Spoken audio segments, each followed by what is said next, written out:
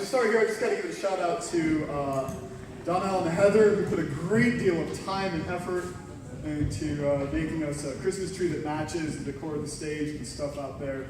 Thank you all. We have officially, of course, hit holiday season. That's right. As soon as Thanksgiving is over, and by the way, y'all who put up Christmas trees before Thanksgiving, may God have mercy on you. That is not right.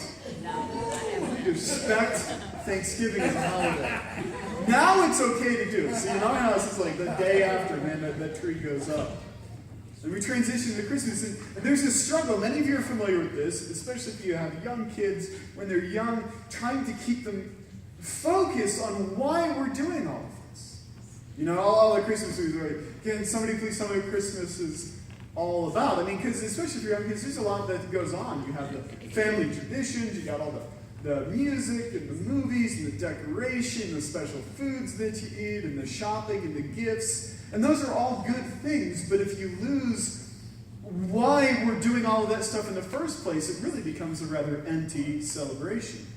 Now, so we have phrase, you know, Jesus is the reason for the season. That's not what the sermon is about at all, by the way. Because here's the problem. We are dedicating our efforts to remind people that Jesus is the reason for the season at Christmas time, but if I were to go around and survey church people and ask them two questions, what is the real meaning of Christmas and what is the gospel? You know that first question would have a lot better responses, most people in the church. Time after time, when they survey church people, the center of all Christianity, the reason that we're here today, if you ask them to define the gospel, a great deal of struggle and a great number of wrong answers. You know, for a lot of people, understanding the gospel is like how you know calculus. At one point in your life, it was real important to understand. And then you pass the test, and you kind of put that on a shelf, and you know that at one point you really understood it, but it's not really critical to your life today. As we continue through this series, The Discipline of Grace, Jerry Bridges makes the point that we teach the unbelievers enough of the gospel to receive it, and then put it in a drawer with all those charging cables you needed at some point but don't want to get rid of. And it just kind of sits there. So my parents, they made us reread the Christmas story every year before we could open any presents on Christmas morning. That wasn't always easy. But they knew that we needed constant reminding of the reason behind all of this. And let me tell you, you need to preach the gospel to yourself every day. We need continual reminding of this. So don't check out as I cover today what the gospel is, thinking, well, I've already prayed a prayer when I was a kid. You understand, you need a continual understanding of this in order to have the joy that God has promised in your life. So if you have your Bibles with you, open to Romans chapter 3. We're going to look at verses 19 through 26. This is a very concise definition of what is most central to our faith. Now, this passage for me is one that I've memorized, word for word, but there's a difference between knowing all the words and applying them. We taught Mitchell, finally got him to say, I love you. But him being able to say those words and understanding the full meaning of what that means in his life, that's going to be a lifetime of work. And it's the same for this. So Romans 3:19, we're going to start at verses 19 through 20. Now we know that whatever the law says, it speaks to those who are under the law, so that every mouth may be stopped and the whole world may be held accountable to God. For by works of the law, no human being will be justified in his sight, since through the law comes knowledge of sin. The first thing the gospel begins with is that no one is declared righteous before God by observing the law or the moral commandments of God. Bridges defines righteousness as exact and perfect conformity to the law of God. When I was a kid growing up, there's a series of books around Dr. Dolittle, 4 or 5 of them at least. And in one of them, Dr. Dolittle can talk to animals, and so he gets his dog a job at a perfume factory. Because who better to hire for quality control than a dog? But the problem is the dog keeps telling them different imperfections that have made it into the perfume. He's like, oh yeah, one of your workers eats stinky cheese on his lunch break. Like, oh man, they get rid of that. And he's like, well, somebody lives with somebody who has cats. And it became impossible. They said, we can't possibly make it so pure that you can't detect any imperfections in it. And this is what the law reveals in us. The more you understand the moral teachings of the Bible and the exact nature of them, the more you will understand that there are gaping holes in your own life. So for by works of the law, nobody will be justified before God, but through the law, you become aware of your sin. James 2:10 says, for whoever keeps the whole law, but fails in one point, has become guilty of all of it. Now that is a difficult thing to swallow. He goes on to make the point, you know, God said don't commit adultery, and also said don't commit murder. And just because you've not committed adultery doesn't excuse your murder. You understand that, right? You can't go and say like, oh man, I've been a law-abiding citizen my entire life, except for that one time I killed my grandma. Like, it just doesn't apply like that. You can't go if you got pulled over for speeding and say, well, you see, officer, I pay my taxes honestly. I was going to say, what does that have to do with the fact that you're going 85 in a school zone? Well, you see, officer, no, I pay my taxes every year. Nothing to do with it. All sin is not the same, but it all has the same effect. Not all laws are the same if you break them, but if you go to a jail and you look at a thief and a drug dealer, is one any more free than the other, even though their crimes are of a different nature? And so any of us, in any of our breaking of the law, we become lawbreakers. And most Christians acknowledge this. They say, of course, I can't live perfectly, and I understand that. But then they put having good days at the center of their relationship with God. They say, well, I can't live perfectly out the moral commandments of God, and yet then they'll define their life and all of their effort and energy on trying to be as good a person as possible, thinking they're going to maintain their good standing with God by doing that. Good day thinking is not living by grace. Point number 2, there is a righteousness from God apart from the law. Romans 3:21. But now the righteousness of God has been manifested apart from the law, although the law and the prophets bear witness to it. So it says there is a righteousness that we are given, not that we have earned or deserved, but that God gives us. And this was even foreshadowed in the Old Testament.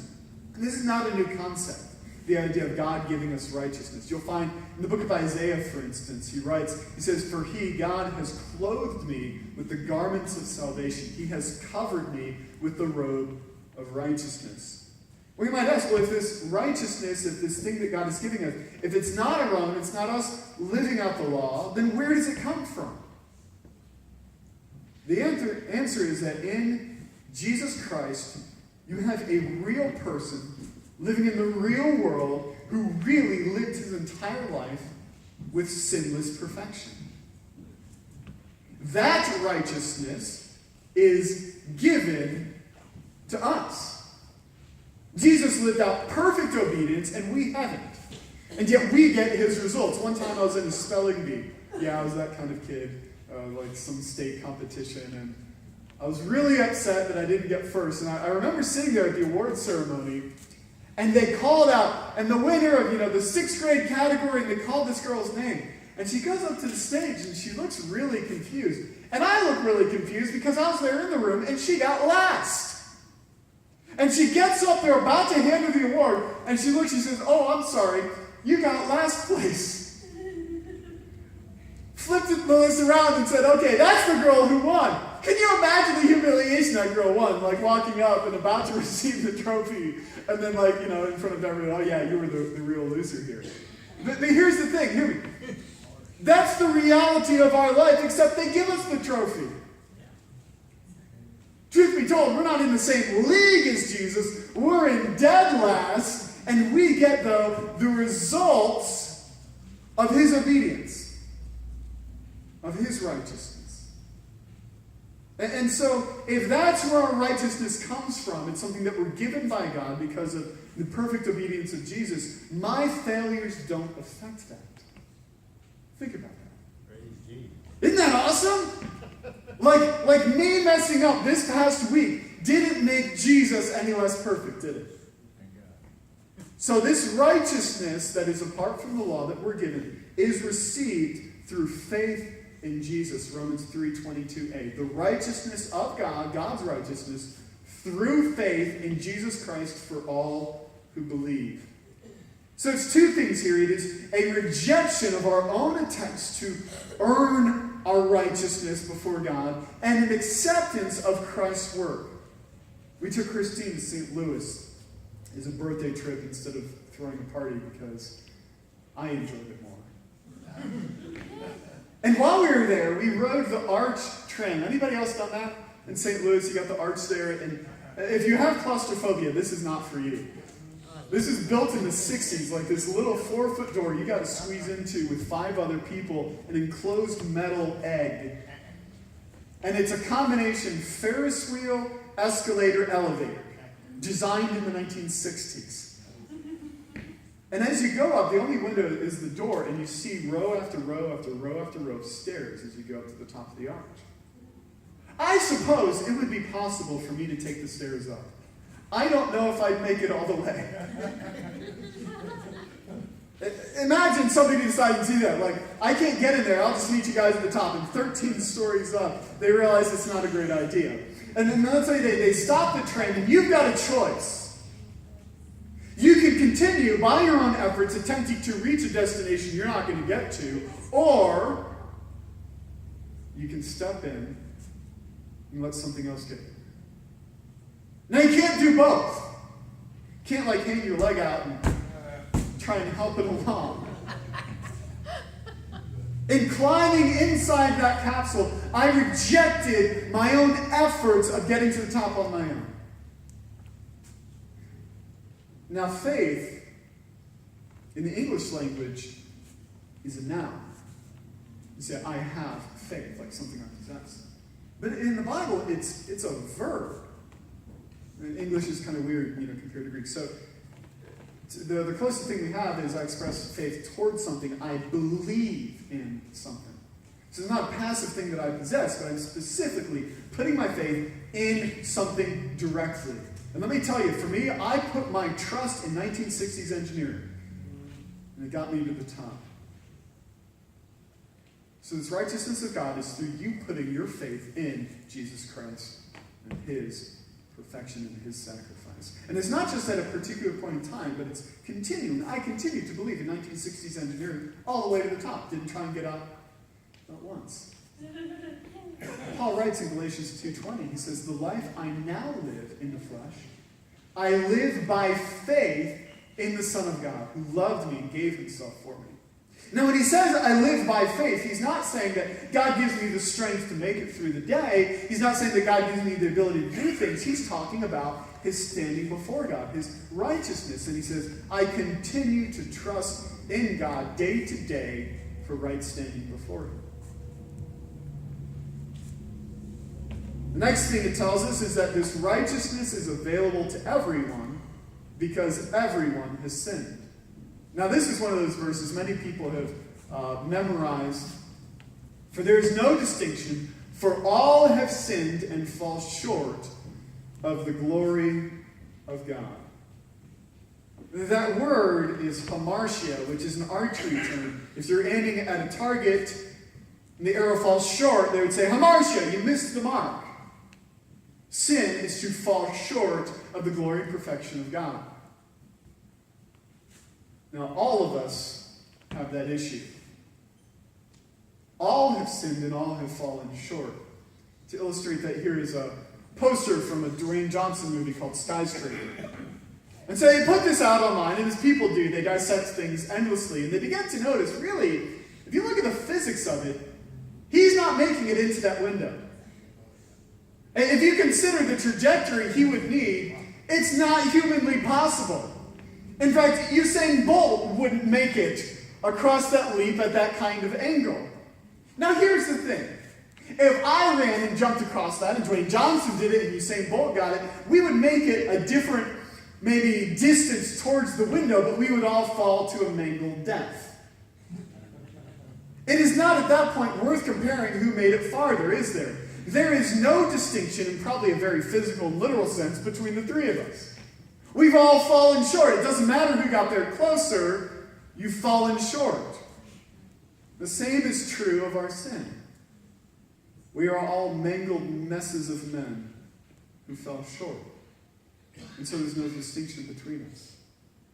All who put their faith in Jesus are freely given this righteousness by God's grace. For there's no distinction, for all have sinned and fall short of the glory of God. And what I find interesting is many people have memorized that verse, cut it off there. That's really depressing if that's all you have memorized. And are justified by his grace as a gift. Now, to be justified, that's one of those church terms, and if you want to take notes, I get it.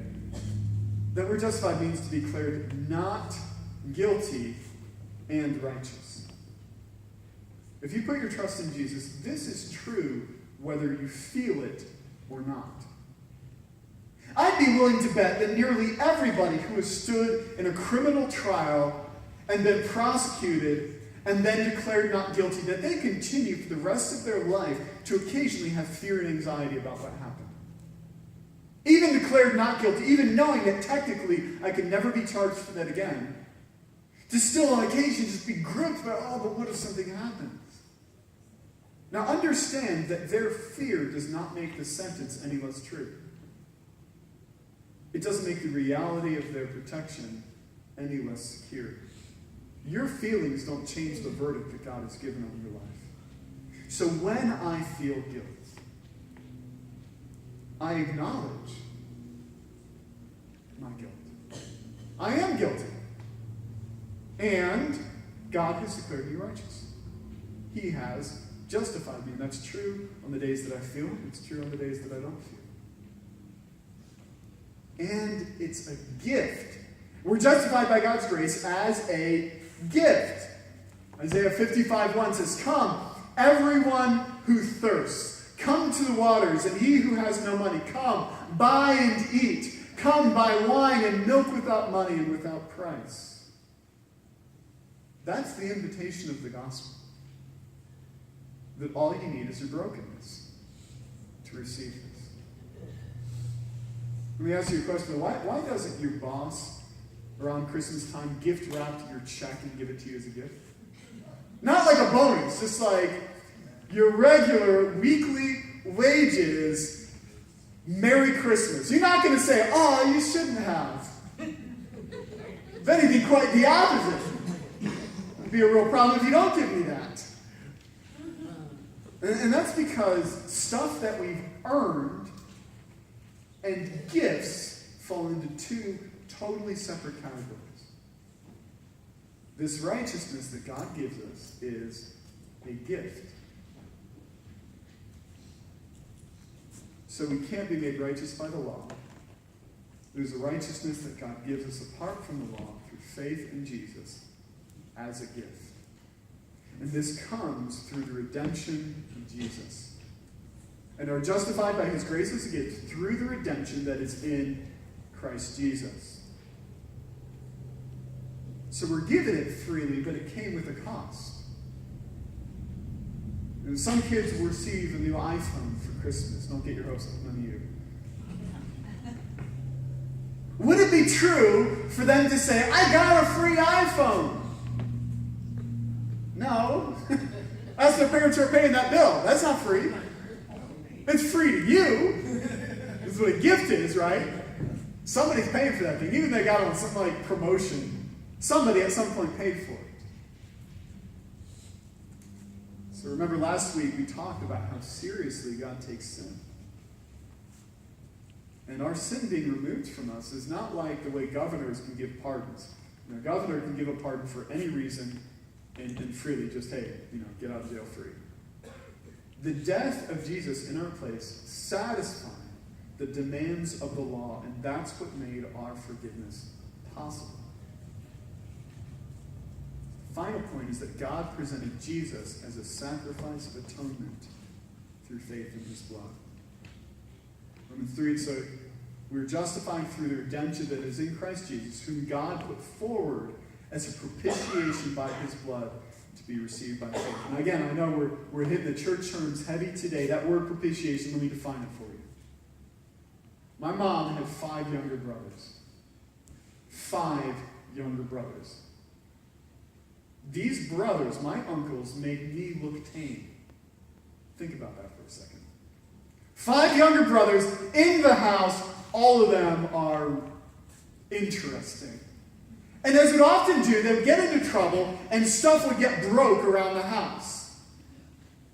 And nobody would confess to it. And so my grandparents would line them all up and say, look, one of you better fess up to this.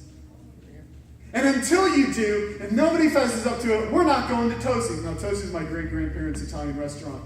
Fantastic food. That's a big deal, not going to Tosi's. And so they go into a huddle. And they target the youngest one, Ricky. Say, look, Ricky, somebody's got to take the fall here. That somebody's you. Now look, man, I know you didn't do it, but you're going to get spanked. But it's only going to hurt for a little while, and then we get to go to Tosi's. And time after time after time, they come out of the huddle, break. Ricky go, I did it. He was the propitiation, which means to turn aside the wrath. He took their punishment for them. Somebody was getting beaten for what got broken. So his brothers put him forward as the propitiation. God put Jesus forward in our place. Reference to the blood refers to his death. And we receive that by faith.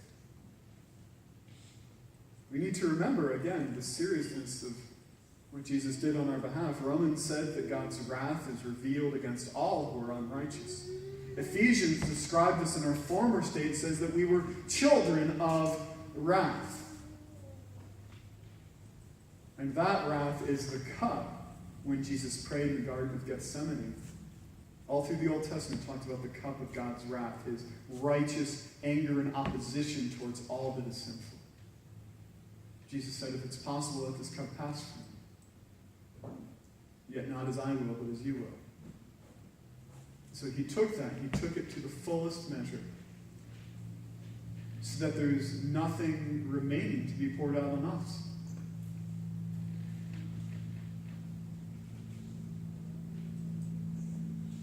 This was God's plan from the beginning. God knew that it would come to this before he created anything at all. The Bible says that Jesus was foreknown before the foundations of the earth. Sometimes people have a hard time with the perfection of God. If you break even one of his commandments, you're guilty of all of them. And how can God show wrath towards people? And how can he be angry at sin? And yet, if you only look at that side of it, you're going to have a distorted view of God. You have to also include the fact that not only is God holy and righteous and totally opposed to sin, he was himself willing to take that upon him. If you lose sight of that, you're going to lose sight of the gospel.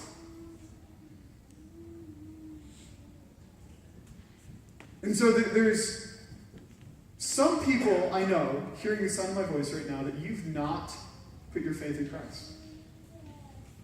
Either you've not understood the things that I've told you today before, you've maybe understood them but haven't personally put your trust in Jesus, and I tell you there is no time better to do that than right now.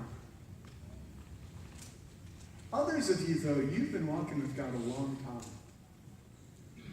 And maybe if you're honest with yourself, for much of that time, this has not been the center of your day-to-day life. In fact, when you hear these things, you tend to think, well, I hope my unsaved neighbor hears this. You need reminding today that God has declared you to be righteous. That all of these things apply to you today every bit as much as they did the day that you first believed. So I encourage you, as we sing this song,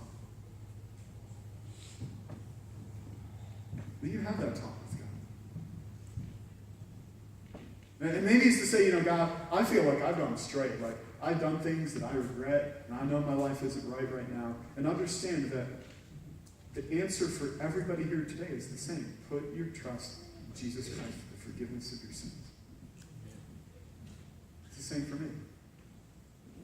It's been the prayer of my heart this week. Let's pray.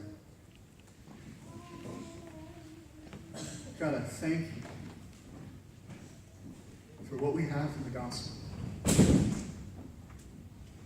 Free and total forgiveness. We understand the cost that it meant for you. So God, I pray that you would keep this the center of our walk with you. This is not a side issue. This is not something that we learned at church camp that one time to pray a prayer. That this is to be on our lips every single day of our lives. Understanding of your grace and the way that you deal with us. In Jesus' name.